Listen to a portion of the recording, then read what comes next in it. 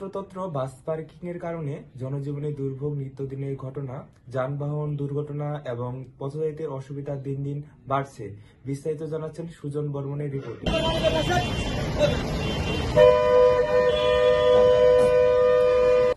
রাজধানী ঢাকার যানজট শুধু এই মহানগরেই নয়, সারা দেশে মানুষের জন্য মাথা ব্যথার কারণ হয়ে দাঁড়িয়েছে।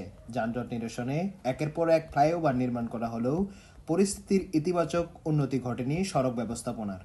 রাজধানী যেখানে সেখানে গাড়ি পার্কিং চলার পথকে সংকুচিত করে ফেলছে এবং তা যানজটের অন্যতম কারণ বলে বিবেচিত। পরিকল্পিত পার্কিং ব্যবস্থা গড়ে না ওঠায় ব্যস্ত সময়েও রাস্তা দখল করে গাড়ি পার্কিংয়ের ঘটনা অহরহ ঘটছে। এতে নগরীর অসহনীয় যানজট আরো তীব্র হচ্ছে।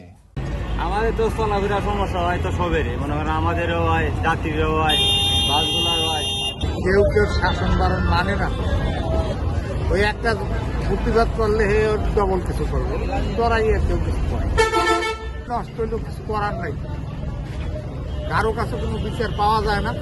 আমাকে কই এলাম যানজটের কারণে সমস্যা হচ্ছে, আমাদের ক্লাসে যেতে লেট হয়, ঠিক আছে, অনেক সময়ের ব্যাপার হয়, আমরা সঠিক সময়ে ক্লাস করতে পারি না।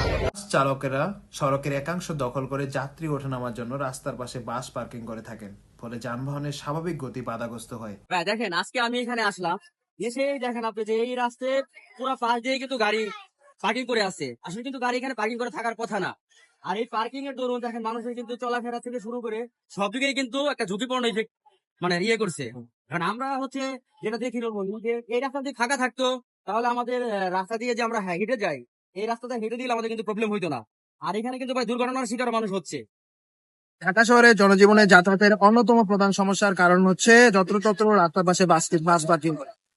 বিশেষ করে প্রধান সড়ক এবং গুরুত্বপূর্ণ মোড়গুলোতে অবৈধভাবে বাস পার্কিং করার কারণে রাস্তাগুলোতে তীব্র যানজট সৃষ্টি হচ্ছে।